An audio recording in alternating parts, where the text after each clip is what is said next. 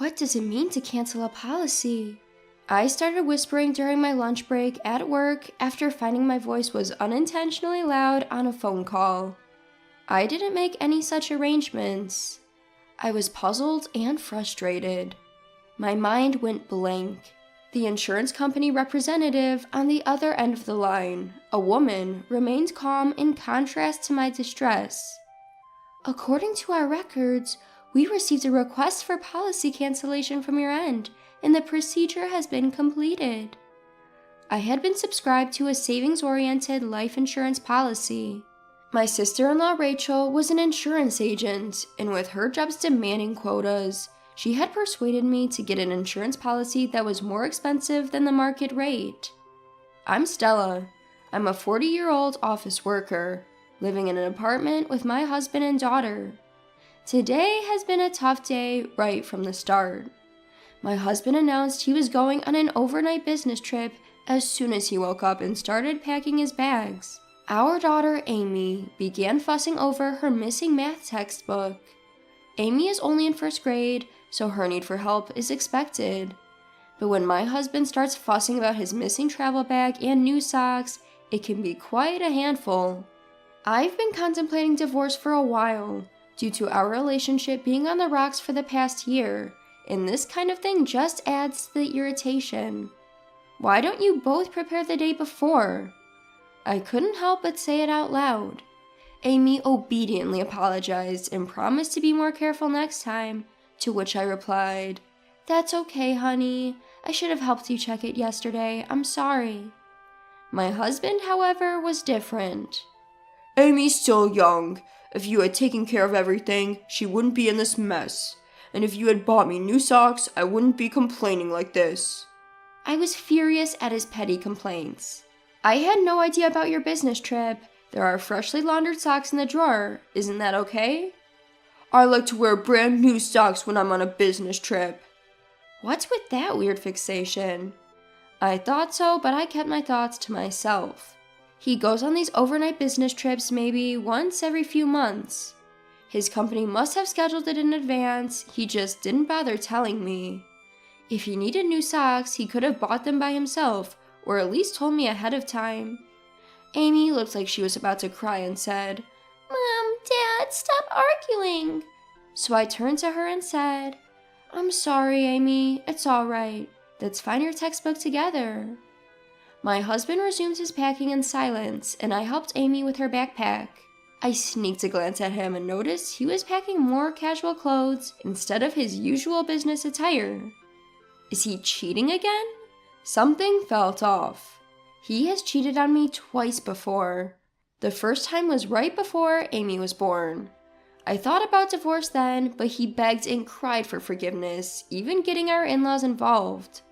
My mother-in-law pleaded with me to stay with her son, and my sister-in-law Rachel implored me not to abandon her brother, so I decided against the divorce. But then, last year, he cheated on me again. It was the same as before, a girl he met on a dating app. My husband is the type to blurt out whatever comes to his mind, and his actions are quite transparent. He thinks he's keeping his actions secret, but as far as I'm concerned, it's almost as if he wasn't even trying to hide anything. In an instant, he's busted, and there he is again, apologizing profusely while weeping. Even though he usually struts around with such arrogance, seeing him crying with his nose running is just pitiful. I swear, if there's another issue, we're done, I declared to my husband, made him fill out the divorce papers, transferred all of our savings into my account, and though I forgave him, any love I had has completely vanished. My husband always puts himself first.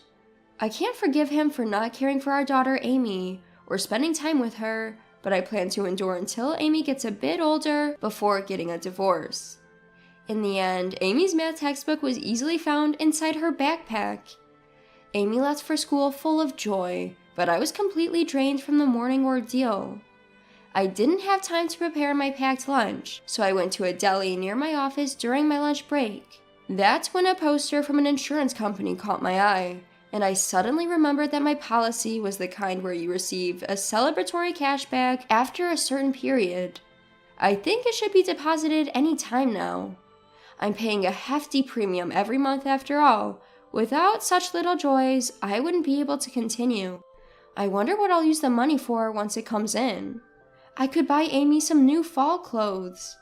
I was starting to feel a little excited. With a spring in my step, I dropped by the bank to update my passbook and found that not only was there no celebration money, but this month's insurance premium hadn't been deducted yet. Huh? That's strange.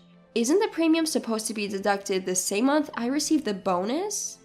Initially, I was simply baffled, but recalling my husband's shady actions this morning, I had a bad feeling and decided to call the insurance company. Turns out Rachel, my sister-in-law, was off for the day. Another woman picked up and filled me in, revealing the cancellation of my policy. She said the cancellation fee had already been paid, but I didn't see any such deposit in my account. The lady on the phone kept insisting that all paperwork was in order and that the insurance company had done everything by the book. It would be a huge issue if the policy was canceled without my consent. It felt like she was indirectly implying that the insurance company wasn't at fault. Let me make this very clear. I had absolutely no intention of canceling my policy. I'll check with Rachel and my husband, but you at the insurance company better confirm with Rachel too. I stuck it to them, then hung up. Before I knew it, lunch break was almost over. I didn't even have time to eat the lunch I'd brought from the deli, but my appetite was gone anyway, and I had other matters to attend to. I asked my boss if I could leave early, then I got down to completing the remainder of my work. I left the office a bit earlier than usual and immediately called my husband's cell phone. If he really was busy working and couldn't answer the call, that's just how it would have to be. Stella, why are you calling me? I'm at work. After a few rings, my husband picked up the phone. Despite grumbling that he was at work, there was upbeat, merry music playing in the background. I wondered why my husband thought he wouldn't get caught. This is absurd. I'm sorry about that. Hey, my life insurance was canceled without my consent, and there's no cash value. Do you know anything about this? I'm thinking I might have been scammed, and I'm considering going to the police. What? The police? What the hell are you thinking? It was me, okay? I had suspected it was the work of my husband and Rachel, so I exaggerated my claims. My husband was startled and immediately confessed. I was somewhat relieved, but my anger began to rise. Oh, really? It was you. Where's the cash value then? I used it to support my mom. Support? Did something happen to my mother-in-law? Did she suddenly need money? No, she just said she wanted to take a family trip to the holiday resorts every now and then. A trip? I was surprised at the unexpected words. You canceled my life insurance without my consent for something like that? You used it for travel expenses? The business trip was a lie? Yeah, I'm the beneficiary, so I don't see a problem. We're all going to stay in a luxury hotel. I'm in the lobby right now, and there's an amazing chandelier. Maybe he thought it was okay to open up because he got caught already. My husband bragged in an excited tone. What the heck? I have a complaint. I have a lot of complaints. Why did you cancel without my consent? I'm the one paying the premium for my own salary, right? You guys should be able to afford your own travel expenses. Aw, shut up. After all, if something happens to you, I'm the one who gets the money. So it's my money. You're healthy and you're not going to die anytime soon. You can just take out another policy. I can't understand my husband's arguments at all. But the conditions change as you get older and the insurance premiums get higher. Do you really not understand that? Well, I'm not the one who's paying. I had a headache at my husband's irresponsible words. Do your parents and Rachel know that you canceled my life insurance without my consent? Didn't my father-in-law say anything? Rachel is obviously an accomplice. You and Rachel forged my handwriting and stamped it, right? Well, yeah. My mom and dad were happy and said it was a good idea. After all, you're the one holding all our money, so it's all your fault. I want to take a break and have some fun once in a while. It's okay, right? We came on a family trip and everyone's happy. The family you're talking about includes your father and mother and Rachel, right? Why aren't Amy and I included? Isn't your family Amy and me? Insurance is for emergencies, and I'd be happier if I didn't have to use it. Shouldn't you consult me first if you want to support travel expenses? Because you would definitely say no. You and Amy are always together, so it's okay to be with the family for a change. And besides, Rachel said she wanted to take out a new life insurance policy for you, so I thought it was like killing two birds with one stone. That's just for you guys, huh? Unbelievable. You don't want to admit something because it's considered bad? What an excuse. Aren't you embarrassed behaving like grade schoolers? You're making me not want to talk by getting angry like this. What a pain in the ass. If you keep up this bickering, I wouldn't mind getting a divorce. I bet you couldn't pull it off. Perhaps he's become too emboldened being in a tourist spot. My husband sounds more assertive than usual. Understood. I hung up the phone. Brace yourself. I'll get back at my in-laws and my husband for all of this. I murmured to myself. My patience is at its end. My husband has been underestimating me because I've always forgiven him, even though he kept threatening to divorce. I had thought that my in-laws were normal people, and Rachel wasn't a bad person, despite her insistence on pushing for a high life insurance policy. But normal, sensible people wouldn't unilaterally cancel their daughter-in-law's life insurance and misuse the money. This is what I get for marrying into this family. I'll cut them all off. I immediately headed to the court. I always kept the divorce papers my husband had filled out in my bag like a talisman. I submitted the divorce papers right away, then picked up my daughter Amy from the after-school program. On our way home, I told Amy about the divorce. Amy was surprised, but after explaining carefully, she accepted it. When we got home, Amy asked, "So, Dad isn't coming back home anymore?" "Your dad won't be back tonight because he's on a business trip. We're getting divorced, so we're going to live separately, but we still need to prepare for that." I answered carefully, not understanding Amy's question. "Then let's start packing right away. Hurry!" "Huh? What's going on?" "Well, you're breaking up with Dad, right? You don't have to cry anymore. I don't like him because he's always mad." "Wait, Amy, did you always try to stop us from fighting because you didn't want me to be sad?" "Of course!" I had intended not to divorce for Amy's sake, but it seemed she had been putting up with this situation all this time. The reason why Amy was always trying to intervene in our fights was simply because she was worried about me. "Dad never plays with me, even on his days off, and he tells me to go away whenever I talk to him. He only uses me when he wants to say something mean to you like this morning. I've always been sad because I love you, Mom." Amy smiled slightly. Her smile pierced my heart. My husband, who is selfish and always prioritizes himself, has been seen through not only by me, but also by Amy, and it seems Amy has had enough of my husband. It was heartbreaking to learn of Amy's true feelings in this way, and I felt like crying. "I see. I'm sorry, Amy. I've made you go through a lot. From now on, it's going to be just the two of us. But I'll take good care of you. I really love you." Yay! I vowed never to let Amy be sad again.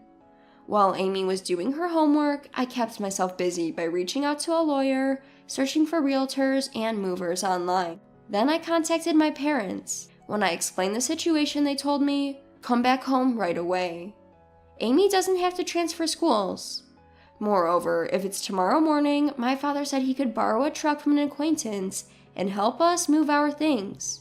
I contacted the landlord and the elementary school, briefly explaining that we'd be commuting from my parents' home from now on. I decided to deal with the paperwork from the school gradually, and I called work to take a vacation day tomorrow. I want to get most things done before my husband gets home. The next day, my parents came over, and we quickly moved our stuff to my parents' home. Everything was done before my husband got home, and only his belongings were left in the apartment. I left a note saying, "We are divorced, we are now strangers," and left the apartment. When my husband came home and realized we were gone, he would undoubtedly be stunned. Serves him right.